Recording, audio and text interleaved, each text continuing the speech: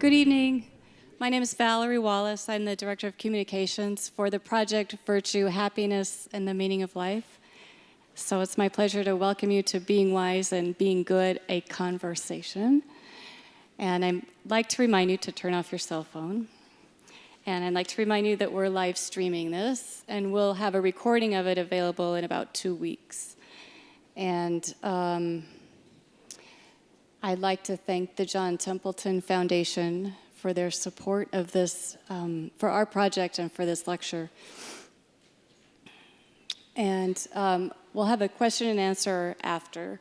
And we have 2 people with microphones. So just raise your hand, and please, for the people who are watching, speak your full question into the microphone. Otherwise, they won't hear the question.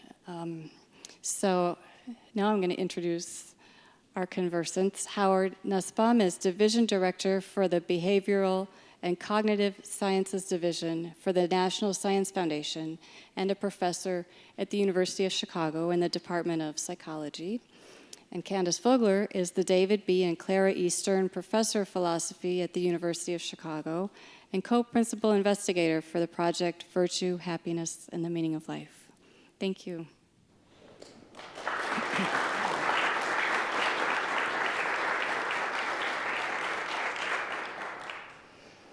Hello, everyone, and thank you so much for coming on an absolutely gorgeous afternoon when you could be walking around taking the sun and the breeze instead. We're really glad that you're here.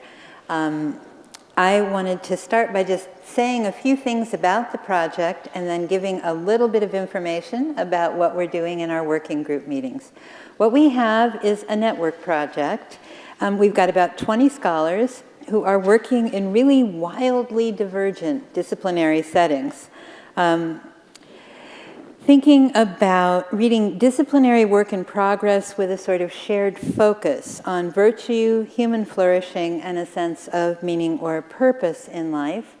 We're all pretty much working with the hypothesis that a self-transcendent orientation, in effect, individuals understanding their lives in the context of a larger good than their own self-actualization, may be coupled with the welfare of those people or small communities or organizations that they happen to care a lot about. Self-transcendent orientation is what allows the business of ordinary life to be a source of happiness and meaning, rather than just a great big to-do list that greets you as you're trying to get out of bed every morning. And that's the place in which you see the operation of ordinary virtue working as a way that really conduces to a sense of deep happiness. Now, some of us are philosophers. Some of us come from wide-ranging subfields in empirical psychology. Some of us are working in areas with substantial commitments to Christian theology, Jewish studies, Hindu studies, and work with Islamic material. Many of us, not all of us, but many of us are working with a neo-Aristotelian understanding of virtue. And a lot of those of us who are neo-Aristotelians are working with the neo-Aristotelianism associated with Thomas Aquinas. The acquired or cultivated virtues on this kind of view are dispositions or strengths that help us to develop a sort of harmonious participation in and engagement with social activities and lives directed at the common good, at human good. And those of us working in this sort of neo-Aristotelian framework think that the work of developing good character is ongoing throughout our lives and is tied to living good lives and to thriving or flourishing as human beings. This is our hypothesis. That's what we think. Last time we had a public event associated with this working group, with this grant. We had people who were sort of really wondering, well, what is the working group up to? What are these folks doing exactly? And they're doing a bunch of very divergent projects with a shared focus. The thought is that our mode of interdisciplinary deep engagement is taking place as people are formulating and shaping their research, so shared focus, wildly divergent projects, ideally impact in a bunch of different disciplines sort of simultaneously from all of this intensive discussion of works in progress. So today, for example, we were learning about early Islamic teachings on virtue and setting those alongside the Neo-Aristotelian picture. We were thinking about the complexity of motives that might be drawn together in virtuous activity using magnificence, sort of extraordinary giving, large-scale giving, as a case in point. We were considering situations in which, although one ordinarily thinks that pursuit of knowledge is the good, there are kinds of knowledge and kinds of situation in which knowledge is not an appropriate pursuit for various reasons. Prying into your private lives, for example, but there's lots of other things as well. We were also talking about very low-level kinds of visual perception of disorder, sort of in the cognitive neuroscience register of our work, and how that may or may not be connected to kinds of behavior that lead to social disorder. We were thinking about that alongside situations in which there is, in some sense, similar low-level cues about visual disorder, perception in the visual field that looks disordered, where being around that kind of slightly disordered scene instead gives you a sense of calm and better functioning and health and so on. Natural environments as opposed to these artificially chaotic or slightly disordered situations. Our topics this week are going to range from some talk about vice and malice and views that seem to treat virtue and morality as signs of weakness or social decay, like Nietzsche, to virtue as a gift of God, very different picture, to sort of psychological work indebted to Aristotle that's aimed at developing a neo-Aristotelian model in social psychology and personality psychology, to thought about self-transcendence in particular that sort of played in different keys, a psychological key, a theological key, a philosophical key, to works on pictures of well-being that inform contemporary research in social and behavioral science, to the fruits of boredom, to very early childhood social awareness, to the distinctive value that human beings have just as human beings.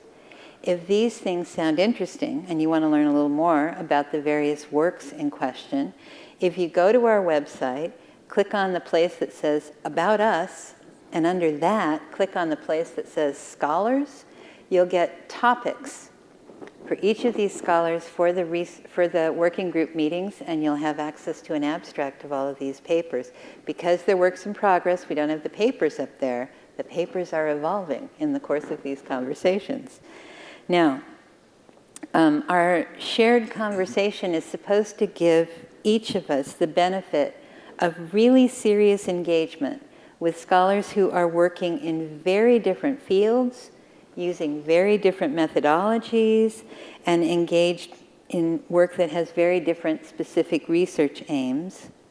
The hope is that we will be able to shape our individual work in progress in new ways as a result of this kind of conversation. And so far, I want to say the state of the union is good. We had our first working group meeting at the home institution of my co-PI, Jennifer Frey, in Columbia, South Carolina in December. And a lot of growth happened in people's work as a result of that initial set of conversations. People changed their minds about central features. People developed new projects. It was really wonderful. And so far, our thought that we will affect these many different disciplines in little pockets here, there, through people's published work, looks like it's going pretty well. So that seems terrific. Tonight, Howard and I are going to have a conversation about being wise and being good, with the clear understanding that we think that these are not exclusive. We're not talking about wise guys, like gangsters or something. Our thought is that there's actually very substantial overlap between working to be a good person and cultivating wisdom. Although Howard is the expert on wisdom, so I'm going to turn it over to Howard at this point to start us off. I'm not quite sure that I would call myself an expert on wisdom, but I am the director for the Chicago Center for Practical Wisdom. And I think from our perspective, we're studying phronesis from an Aristotelian perspective, that we're thinking about decisions that people make that increase human flourishing. And of course, whenever we talk about this, we have to explain that human flourishing doesn't mean better cupcakes or something, that it reflects an aspect of social connection and an appreciation of decisions in the context of a set of virtues that may serve as value commitments that people have for assessing potential outcome of their decisions. And our work at the center is really focused on aspects of decision making and under different kinds of circumstances generally. So one of the things that we did in the last 3 years was to try to look at how experiences change a person's decision making in the direction of being wiser. Our perspective about wisdom has been not to focus on the individual as a wise person or not, but to think about each particular decision or choice as something that could be done a little bit more wisely.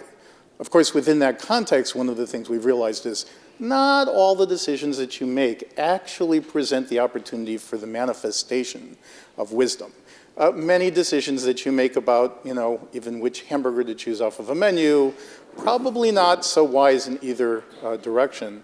But instead, to try to think about where those circumstances are, where wisdom might be applicable, where one might be a little bit wiser. That's kind of a strange notion because people think about wise or not, but we're trying to think about what encourages people to be a little bit wiser, to consider more how the choices that people make and their decisions affect other people as well as themselves, and to try to evaluate those kinds of things. So we are now focused in this sort of period of time on questions of what we've been calling epistemic humility, that is, the notion of knowing what you know, but also knowing what you don't know. And in doing so, being able to take other people's perspectives, at least to be able to appreciate their perspectives, listen to their values, understand what they consider important, and make use of them in some of the choices you make. And we're also focusing on the issue of reflection. So a lot of psychology today has been, shall we say, tuned up to focus on more intuitive and automatic decisions. And a colleague of ours, Don Browning, who was in the divinity school here, and I used to talk a lot about the fact that cognition and explicit cognition seems to be elided from the conversation in psychology to a large degree. And so we're trying to think about how does reflection, explicit consideration of values and virtues, how does the explicit analysis and thought about what other people will perceive a choice to be as good or bad, useful, not useful, how that plays a role. And then we're trying to consider things like curiosity and perseverance and other sorts of things that might be thought of as intellectual virtues. And at the same time, I think we're mindful of, although we probably don't have a good handle on at this point, how to think about moral virtues as kind of guideposts in various ways for certain kinds of decisions. So that's kind of, in a nutshell, the direction that we take at the center. And it ranges from looking at things like economic decisions and studying neuroimaging to try to understand which brain areas are involved in certain decisions, like giving money to other people, for example, how experience in making trades might change the way you make decisions. This is work that Ali Hortaksu and John List are doing in the economics department as part of the center, to questions about how narrative experience and writing about your experience may change the way you perceive other kinds of situations and think about them. This is work that Ann Henley's doing with a team, work that Boaz Kesar is doing on second language decision making. One of the things that we found is that Boaz has found is that you become more utilitarian when you're thinking in your second language. So there are a set of issues that we look at that have to do with experience and decision-making that we think sort of bump up against the idea of wisdom. I don't think we would call any of them particularly about wisdom per se, but a way of trying to take apart the elements of wisdom and study them scientifically. Thank you. I'm one of those Thomist neo-Aristotelian types, and have been working a lot on how an understanding of human nature, particular kinds of human powers and strengths, and especially particular kinds of characteristic human weaknesses, shape thought about virtue generally, sort of strongly lean toward a corrective account of virtues, that what we want to be on about is kind of reasonable pursuit of things that are good, reasonable avoidance of or aversion to things that are bad, a way of tracking and moving through the world that allows us to participate in the social pursuit of human good, collective, communal, social pursuit of human good. And that a way to think about this is in terms of our characteristic powers and having them, what cultivation of a virtue does, of an acquired virtue, does is sort of foster cooperation among your powers. So it's not like your desires are going that way and your thought about what's appropriate is going over there in some different direction. Or where some sort of emotion just feels to you entirely out of sync with anything that you can see is going on. And with modes of reflection that actually are directed towards self-improvement. I mean, I suppose I was joking with Howard this afternoon that I, for one, could engage in extensive reflection about my many imperfections, failings, and faults. And unless I'm doing that in order to try to, think about how to be a little better, the mere fact that it's an engagement, a reflective engagement with my situation, psychologically, motivationally, in whatever way, need not contribute to any increase in my virtue, my wisdom. I'm regarding wisdom actually as a virtue, or my ability to sort of pursue human good in a reasonable, sensible, balanced way. Now, I take pretty seriously the thought that your moral virtues can be pretty costly, that it could be the case that what you need to do as a virtuous person is something that puts something important to you at risk in a big kind of way, or in a little kind of way if you're an economist and worried about opportunity costs. Like every time I keep a promise, there's bound to have been something I'd have rather done. I'm not that deficient in imagination. I couldn't usually think of something I'd rather do. But also there might be things where, I've got to deliver truthful testimony in court about gang warfare or something like that, where I could be putting myself and my family at risk doing a thing I'm supposed to do. In spite of that, holding that acquiring virtue, cultivating virtue, working on ongoing moral self-improvement through my life is critical to human flourishing. That there's a kind of good human life I can't lead without that. And it happens to be the human good, kind of human good life. So I'm sort of on that side of things about all of this. And on that side of things, the work on wisdom, on practical wisdom in particular, looks like work on an intellectual virtue that actually helps to coordinate my overall operation as a moral being in the world. So those were the sort of framing remarks that we wanted to give about being wise and being good. But what we mostly want to do is have a larger conversation about these things and related issues with the rest of you. So we could pause for 30 seconds or something for you to collect your thoughts on the grounds that it doesn't hurt to think before speaking. A moment of reflection. A moment of reflection.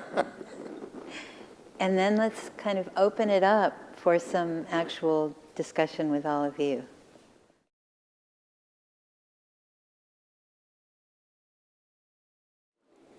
Thank you. The very idea of reflection seems anathema in our culture today for reasons that should be entirely too obvious at the moment. If you agree with that, why do you think that is? What forces in our culture and society militate against reflection as a commonplace virtue, and what, if anything, do you think could be done about it? So I think that's a great question, but I'm not sure that there's anything different today than there ever was. I'm not sure that, you know, the notion of being reflective has been a pervasive characteristic of every individual in any particular society that I'm aware of. But I do think that there are various kinds of pressures and lots of information and lots of characterizations in the media about lack of reflection and sort of fast responses and knee-jerk responses and so forth. And of course, we have opportunities to observe public figures who are the antithesis of reflection. And so those things all loom large in our thinking. So I'm not sure that there's anything different today than there ever was. I once had a conversation with Mark Hansen, who's in the provost's office now, but was my dean at the time, about the descent of political discourse. And I was just convinced that the mudslinging that was going on in the political discourse was terrible and unusual, and it reflected a low state of culture and so forth and so on. And he gave me plenty of examples from the 1800s to indicate that that wasn't the case. So we don't have good benchmarks for like the average amount of reflection people engage in typically. But I do think that there is evidence that suggests, for example, that if you engage in a little bit of self-distancing, this is some work by Igor Grossman in Canada, that a little bit of self-distancing leads to better, shall we say, slightly wiser decision-making.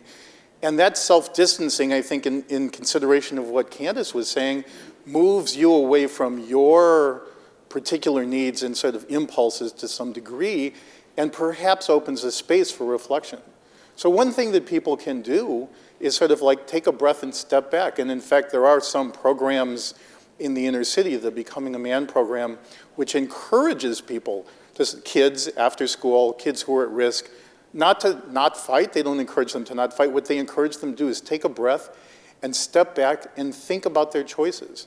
So that seems to be a relatively successful program on a small scale. And I think there are other kinds of things like that that can operate in that way. So the work that Ann Henley's doing, giving people narratives that expose you to, say, other kinds of experiences. Those experiences, if they're relatively recent and sit in some relationship to some problem you have to solve, might cause you to reflect for a moment that maybe your knee-jerk response is not quite the right one. So I think there are plenty of opportunities to encourage people to reflect. The issue is maybe building a culture of reflection, which is not something people talk about, but there is a school out in California in Long Beach that focuses on the intellectual virtues. And indeed, part of their curriculum is encouraging kids to spend time reflecting and to discuss how they've reflected on things. With your comment about a culture of reflection and a culture of virtue, what about the role of social groups? Everything that I've heard both of you say has basically been a focus on individuals making decisions about their virtues. Where do the virtues, how are the virtues, shall we say, trained? Are they trained? Are they conditioned by social groups, say churches or AA groups or whatever? I think absolutely they are. And because I've got a kind of Thomist orientation, I sort of think that they're directed to common good, generally, and understood as something other than just aggregate preference satisfaction or something like that. Sorry, I can't see because... So I'm thinking that the principal direction of virtue is actually out toward common good. in a fairly general way. So it's pretty obvious with a lot of virtues that if I've got some, then they're probably beneficial to the people around me. If I've got some qualities of kindness, say, or I'm a person of my word, so that when I tell you I'm going to do something, I do it. I've got some fidelity in me, say. Or I'm courageous, so I'll stand on your behalf. I'll stand up for you if there's some kind of injustice going on. Those are pretty obvious cases where just the exercise of the virtue is already catching me up in the larger social world. And of course, we're the talky animals. The word for rational that Aristotle uses means basically chatty. And you can't get anywhere into any of this without the incredibly dense and rich social life that goes along with things like language acquisition, all kinds of social interaction, and so on. Now, I mean, in terms of isolated behaviors, particular groups can either help you or not. There is such a thing as being in a group setting where there's not a sort of general orientation to justice, or where there's not a general orientation to kindness, or something like that. Cliches about schoolyards being vicious places, brutish places, are cliches about certain forms of certain culturally really dense and formative environments that don't necessarily reward virtue. But families, schools, for me, even a school like this, are all places where there's formation of virtue taking place, or there's a possibility for that kind of formation taking place.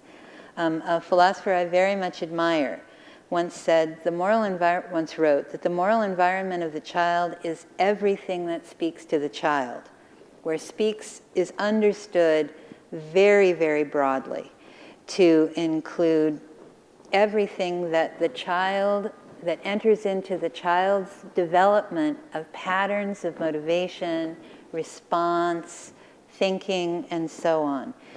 In all of those ways, the place for cultivation of virtue from very early on is social, deeply social.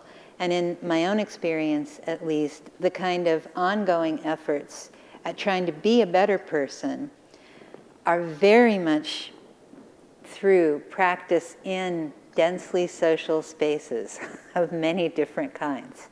So in all of those ways, you've got society built right into, on my view anyway, an understanding of what a virtue is, what it equips you to do, what it equips you to avoid doing. So what you do and don't do, what you say and don't say, how you feel or don't feel, how you think or don't think, all of that is part of the kind of stuff that's at issue in cultivating virtue. And I think we don't always model it very well for people. We're much better at talking about it than we are at practicing it in ways that influence the people around us. But the task is actually trying to be a good model for the people around us in various ways, which often means admitting one's own faults and things as you go along. Maybe I could pick up on that. You made the observation, Candace, that in your view of virtue, virtues are grounded in our nature, and that our nature carries a certain kind of normative weight, so that there's one distinctive way of being virtuous, and we have to hit the mark, so to speak. And, you know, obviously that's going to raise a couple of questions I'd like to hear you address. One would be, how would you handle the objection of someone who says there really is no human nature of this kind? It's convention all the way down. It's dense social spaces all the way out, and nothing bottoms out down there. Or another objection would be, we do have a human nature, but it's not normatively significant in the way you think it is. In fact, it's rather vicious. And virtue involves overcoming our nature. Or at least someone might object, well, can you give me a construal of a virtue which really shows to me that this is a development which both extends and goes beyond a natural faculty. Yeah. You know what I mean?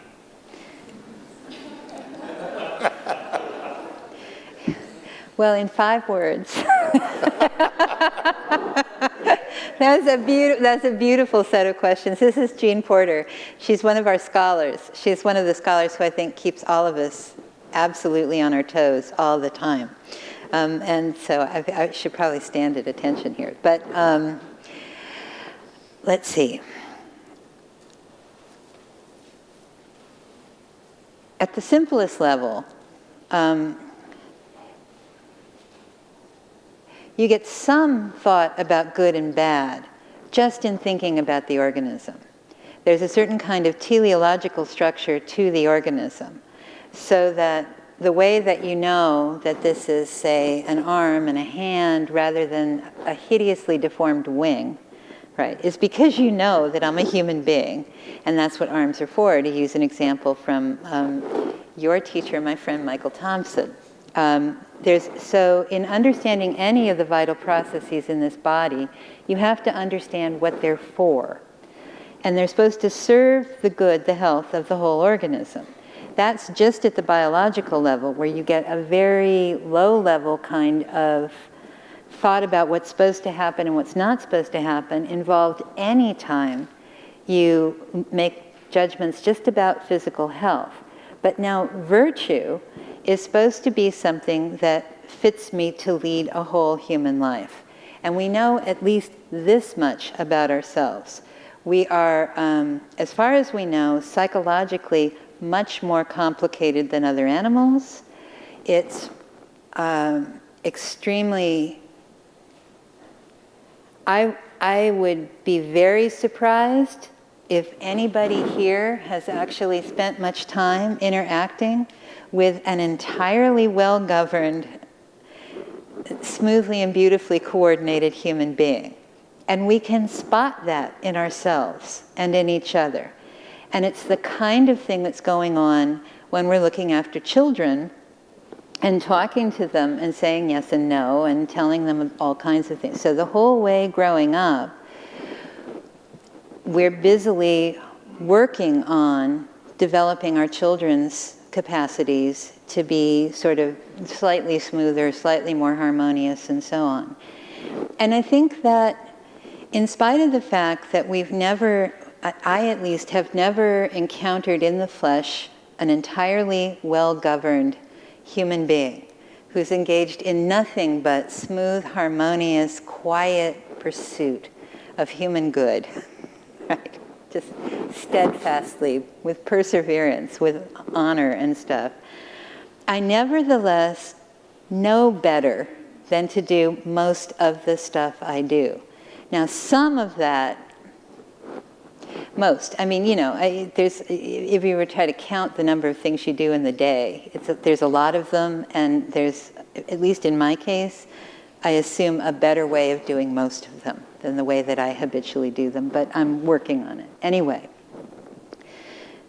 I think that given the relative paucity of perfect examples, together with the persistent understanding that things ought to be a little different, and our ability to recognize that in one another, I mean, that all by itself points to something like virtue being there. But what about cultural difference? What about this? What about that? I've sat on dissertation committees with a number of, well, how many? 4. Okay, 4 dissertation committees with members of our anthropology department here, which is a very, very fine anthropology department. These guys are great. And what I have found in each instance is that in a particular sense, they are moral realists.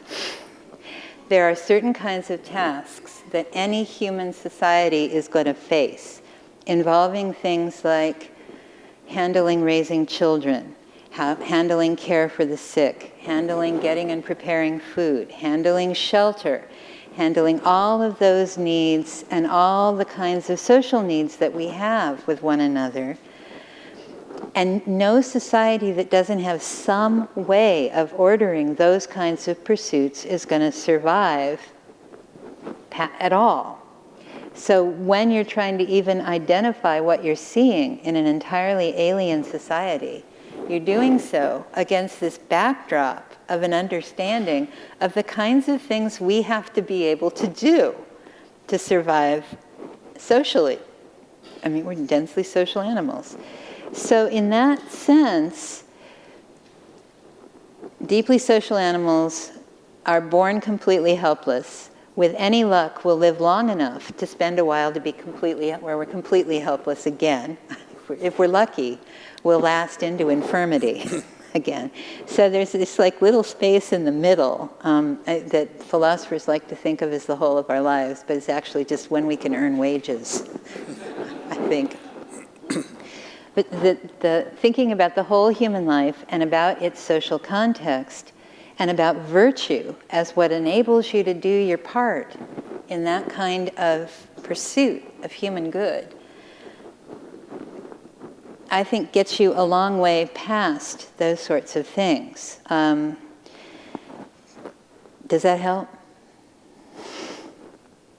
Let me add something to that. Just philosophers have greater courage than I as a psychologist to go into unknown territory where monsters may lurk. But one of the things that I'm reminded about is that few of us grow up in total isolation, and those of us that do, few have serious problems in life. And that from the very first we're engaged in social interaction, and those social interactions from the very first surround our needs and typically the provision of those needs in some fashion, satisfying those needs. And so as a psychologist, we sort of many of us fall back on the principle that there's a lot of experience and a lot of behavioral modeling that goes on in societies where cooperation is necessary for the young to survive.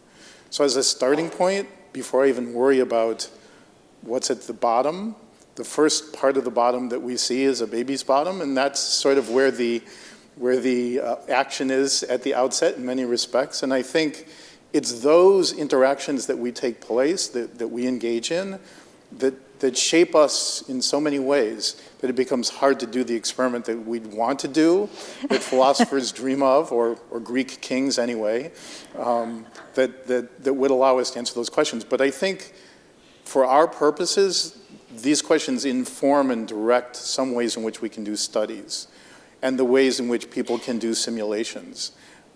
So people can do little computer simulations and sort of get agents to interact in various ways with minimal sort of abilities and see what happens when there's support for each other and whether they start showing consideration, even if they were just little empty things that had some bits and bolts in them. Thank you. So on the point about ethical naturalism, which I endorse, here's a nagging Kantian intuition. And that is, and Candace, you probably know what I'm going to say, that it seems to me that evil is different from being a damaged human being. From being a damaged human being. That some people do bad things because they're sick, they're unhealthy, in the same way that a plant or an animal might be unhealthy, but that there is an additional element that we find in humans, maybe we can find it in some animals too, of just being malicious, evil, which goes to the point made by Philippa Foot, I think possibly inspired by her reading of Aquinas, that virtue and vice have to do with the will. I spent probably the first 15 years of my professional career hanging out with evil. I'm an ethicist. I got really annoyed by the fact that a lot of moral philosophers would treat immorality on small or large scale as kind of like the volitional equivalent of the flu. Like this non-rational thing suddenly overtakes me and I explode in some socially unacceptable way. Right? And I thought this is a terrible way of trying to think about evil in human life, or even bad in human life. So part of what drew me to Aquinas was an account of the kinds of things that are going on when people do rotten things. And this guy was like fearless in writing about this stuff, completely fearless. He wrote about examples of hideous, hideous things that people have done to one another. So he was, there was no kind of soft pedaling anything in all of this. And what he wound up retaining was Aristotle's suggestion that it's a condition on the intelligibility of animal movement, that it's going towards something that at least appears good or away from something that appears bad. And so the way that you start thinking about bad in human acts is partly by saying they're going toward a kind of thing that is a sort of good kind of thing for a human being to go after. I mean, wealth is not a bad thing. It's not terrible to have wealth. It's pretty good to have wealth. Being inordinately attached to wealth, crazy interested in your wealth, is a vice, and actually a capital vice. So it's the sort of a vice that, the real cultivation of that kind of corruption is assisted by the cultivation of a whole lot of other vices as well. Like probably honesty is not your best friend if what you want to do is defraud the many in order to increase your wealth. Certain forms of kindness that human beings just sort of seem ordinarily to have for one another, they're going to get in the way of this like amass wealth at all costs scheme that you've got. So what's going on is not that you've got people heading straight at evil. What you've got is people heading for something that is actually a good sort of a thing for people to have, but they're heading at it in the wrong way. They're valuing it in the wrong sort of way. They are failing to give it its right kind of a place in human life, that kind of thing. And I've found this pretty compelling because I do think that unless I know how to see some sense in which what this person is going for could at least appear to be good, or at least look like a strategy for avoiding something worse, that I don't have a clue what they're up to. I had casual conversation with a psychiatric admitting nurse at a state hospital because a lot of people show up in front of this person where it's really hard to see the sense in which they're heading for something good or away from something bad. And the psychiatric nurse said, in effect, look, if what we want is to make them stop doing that thing that's really disturbing to us, we could fill them full of drugs, which is kind of the equivalent of knocking them upside the head with a 2x4 from the inside. You could do that, and they will, sure enough, stop doing the thing that's disturbing to you. If you have any interest in touching this person in a healing way, you have to figure out why that behavior, not bathing for the last 2 months, exploding in foul language whenever anybody speaks to you, running and hiding under a table rather than, having a conversation when asked a question, is a way of trying to avoid something that for that person has become more dangerous, more wounding, more painful than just chatting. If you want to touch them in a healing way, you have to see them as pursuing something good or avoiding something bad. And that's the alternative to just shooting them full of drugs that make them stop doing whatever's disturbing to you. So I've found this approach pretty compelling. Does that help? I mean, I don't know, a Kant worry, we could talk about Kant. That's another world. But So I'm virtuously ignorant of Kant. Sorry. But from my perspective, I think I agree with the outlines of what you said. I'm not so sure about the bivalent nature of attraction or avoidance per se, but I think there are a lot of ways to be good. So we think about like being good is one thing, it's just a good thing to do.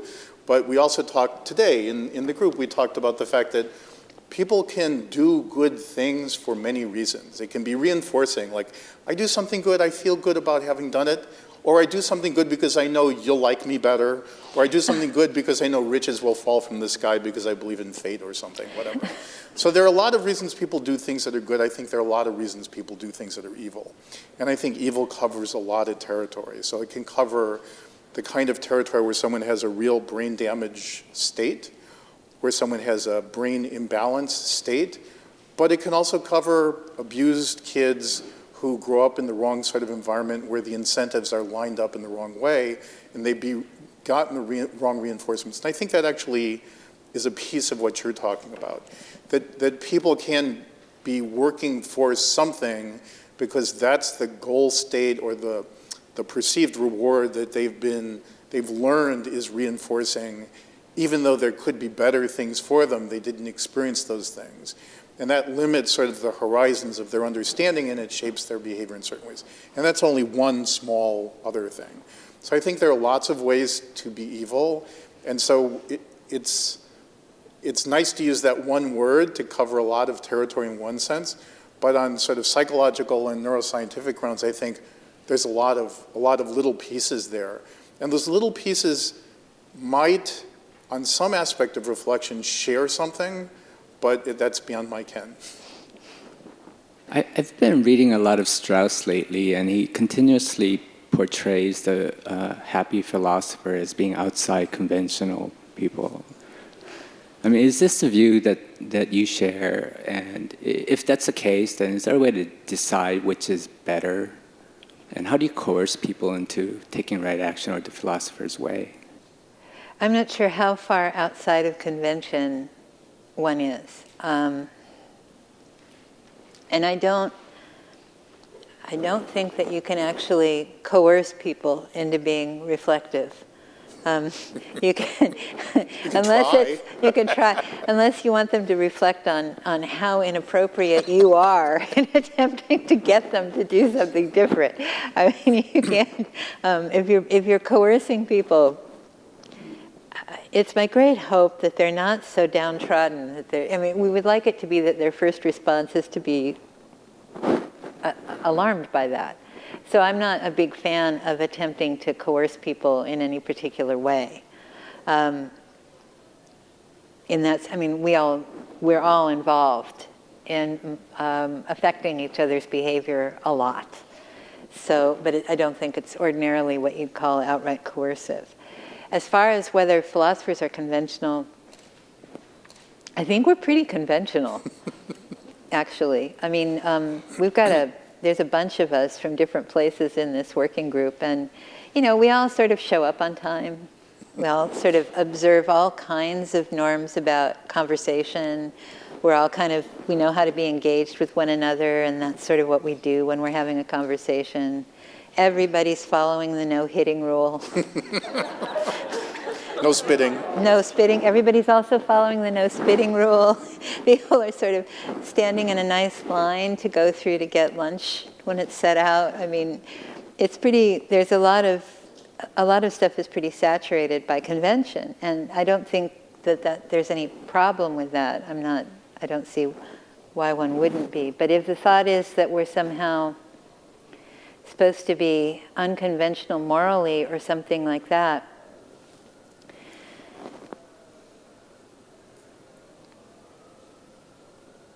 I'm pretty convinced that that there are modes of conventional interaction in our world here that are other than morally admirable. I'm pretty convinced that there are some pretty unpleasant routine ways we have of being around each other. And to the extent that I become occasionally hyper aware of things like that, I notice that I'm in certain respects morally unconventional. But in terms of some kind of ground up reevaluation of values or something, I'm not sure what exactly that would even mean, because I would have to be thinking my way through it, and there's all kinds of aspects of the moral world I inhabit that are encoded pretty deeply in my language, my ways of seeing people, my ways of responding, and so on. And it's in light of those things, in fact, that I wind up finding myself feeling morally dissatisfied with some aspects of my culture. So, I mean, I don't know if that comes anywhere near your question, but I'm not sure. But we're pretty conventional. Yeah, I have to say, as a psychologist, Lord knows what we are, but philosophers look pretty conventional to me. You ought to see what mathematicians and physicists are like. Postulate an opening.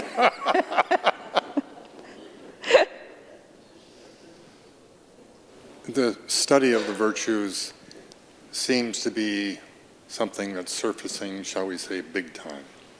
That's what? The study of the virtues seems to be surfacing big time right now. 20 years ago, we were thinking in revolutionary terms. We were going to turn, 30 years ago, we were going to turn things upside down, and life was going to become glorious, and of course it didn't happen.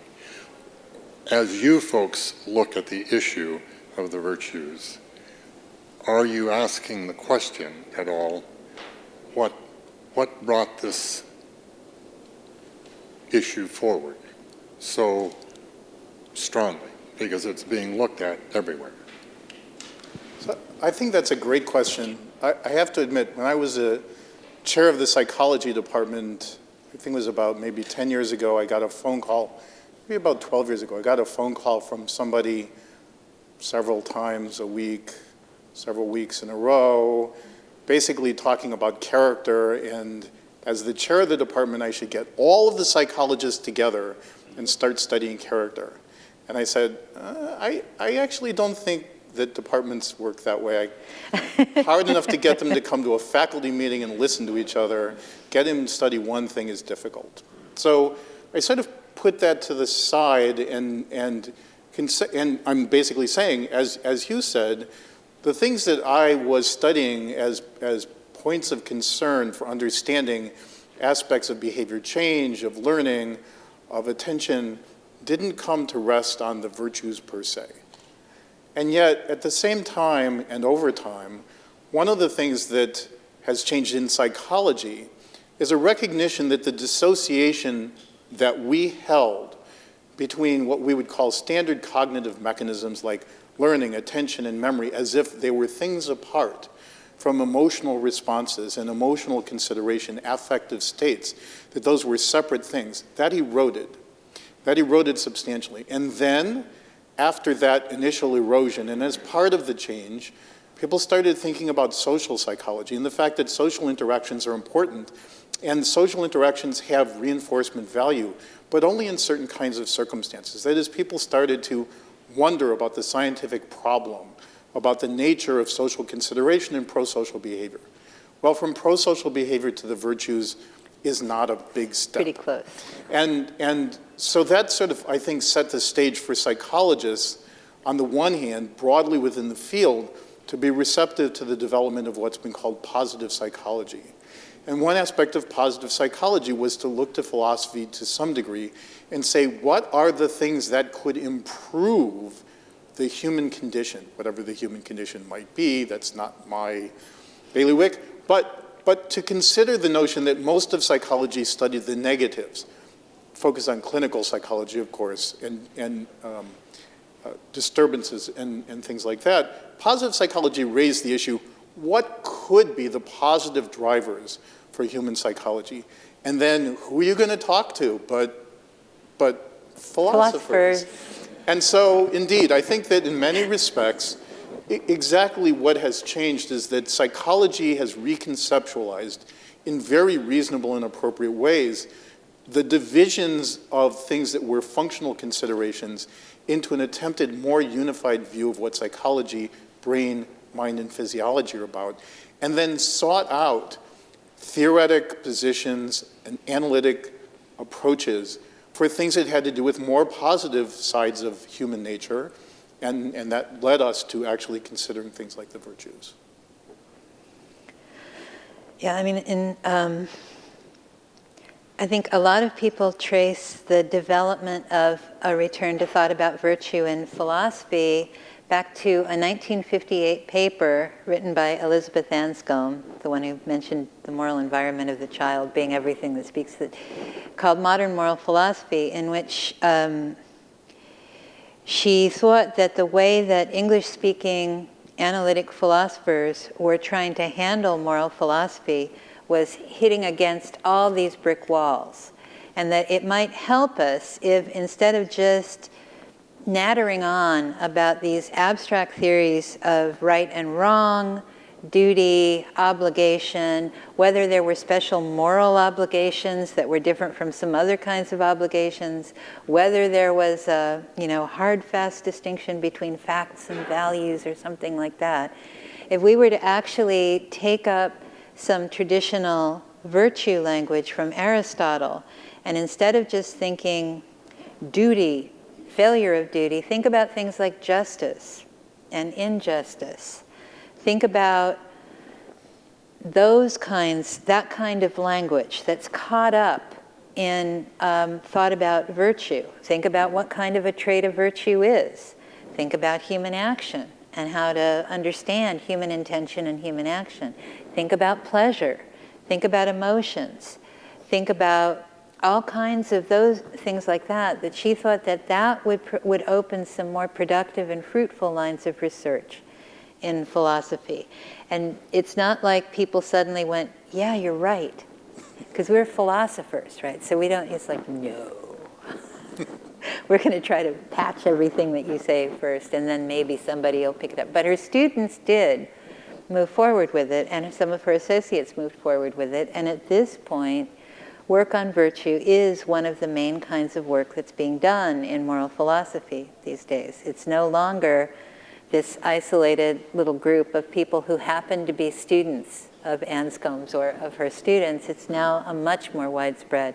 And there's a lot of different kinds of virtue ethics that are being studied by philosophers. So it was a gradual change, but I think everybody was just hungry to actually have something to write about, think about, and work on that seemed to get some traction in human life. Because you really did have these very abstract views that didn't seem to make contact with the challenge of leading a good human life at almost any point. And so different scholars, different interests, but this now big surge of interest in virtue. So I wondered if I might just try to inject some of the theology into the conversation, because we have some very eminent theologians in the project, and I can understand very naturally how philosophy and psychology are an easy fit. But I wondered if you could say something more about what you think psychologists have to learn from the theologians. That would be great. So there is a field of religious psychology where people are concerned about religions as belief systems that shape aspects of behavior, that imbue aspects of virtue. And so to that extent, that particular subfield has almost always been concerned, well, not all, but for about 20 years, been concerned with aspects of the interaction of psychology and religion. I actually participated in a research network for some years that was funded by the Templeton Foundation that brought together theologians or people from the divinity school, some of whom were theologians, Catherine Tanner, people like Clark Gilpin, other people sort of coming together to think about what does religion provide, both as sort of narrative guidance and shaping for experience and lessons. Talking to Rachel Fulton, who took a class from me about what does ritual and prayer do. She was sitting in my class. She was asking questions. She's a historian who studies language and ritual, and caught my interest about the notion of repetition and the structures of religion that may be, shall we say, instigational for aspects of thought or behavior or action. So the answer here is really on a personal level. My interactions with theologians have sort of challenged my way of thinking about religion. So I came from one place and sort of ended up in a different place because smart people talking about deep problems of human nature had ideas that were very stimulating and made me think. And on the other side of it, Tanya Lerman, who's an anthropologist who I worked with, studied a very interesting aspect of religious life, hearing the voice of God, and we worked on it together, and it was an interesting phenomenon of human experience that was shaped by religious practice, and so that also sort of was convincing that some things that are considered unusual aspects of human experience fall within the normal realm of sort of religious experience and religious framing, and that provides a way, a vehicle for studying those kinds of things that we wouldn't have otherwise. And so I think that both in terms of the intellectual structures that come out of theology and the analytic thought, on the one hand, what religion provides, it's a human enterprise. So it's a human enterprise that shapes behavior on the one hand, but it's also something that encapsulates very interesting experiences that for psychologists are deeply important about human nature. And philosophically, you could be of the view that there are some clear and critical aspects of human good and human flourishing that we can't get under our own steam, even collectively. And one of the things that theologians bring is sustained engagement with questions about those aspects of human good and human well-being. Recently, I've been just dipping in and out of some Paul Ricoeur, like Freud and philosophy, and I'm sort of a little bit at sea right now because I have that sort of language in my head, and I'm not hearing how to fit that in here, and yet here we are talking about theology and psychology and philosophy, and I'm looking for those strains, trying to put that together with what my recent readings have been. Is that possible? Is there someone in your group who's drawing in the thought of Ricoeur, Paul Ricoeur? I don't think we have anybody working particularly with Ricoeur. And it's been a long time since I've read Ricoeur, although he's been part of my world in various ways. Most of our theologians are more likely to be acquainted with and familiar with some strands in continental thought, what gets called continental philosophy, which basically means 20th century French and German thought. It's sort of like the mainstream Anglophone philosophy is this thing called analytic philosophy, which is at the very least indebted to Frege, but depends upon a way of formulating problems and beginning to address them that's very, very different from phenomenological approaches. Now, phenomenology is very influential in a lot of strands of theological work. I've done a lot of work in phenomenology, but it's not the area where my principal research is. I am a really flat-footed sort of a Thomist, so analytic philosophical Thomist. So I don't have the particular kind of eloquence in describing whole modes of subjective experience that are at the heart of phenomenology. Yeah, because what I was hearing earlier when we were talking about this, the whole stepping back, I was thinking, because I'm wondering about this term, wondering about the term self-transcendence. And I was just thinking, yes, I see that as, that pulling back, but also the deep importance of alternating between pulling back and going back in. Absolutely. Pulling back and going back in, and finding that rhythm of activity for going forward and acting and having meaning in life. Yeah, and the self-transcendence, from my perspective, is as much about a mode of engagement and a way of framing what you're up to as anything else. So, I mean, I've said it too many times, but I started getting interested in these questions partly because it looked like there were a lot of pretty good people who had, from a global perspective, stunningly privileged lives, like they weren't ground into the dust from one day to the next just trying to look after their children or something. They had like good careers, they had families, they had this, they had that, and they were really basically pretty good people who felt like their lives were hollow. And so I started thinking about differences between people whose lives felt hollow and people whose lives felt full, whether or not they were magnificently privileged from a global point of view. And it looked to me like one key difference was that the people who found their daily lives a source of meaning, fulfilling, that kind of stuff, saw their own lives in the context of some larger form of social life, some larger pursuit of human good, something like that, which could involve spiritual dimension of experience, but could also just involve the good across multi-generational family life.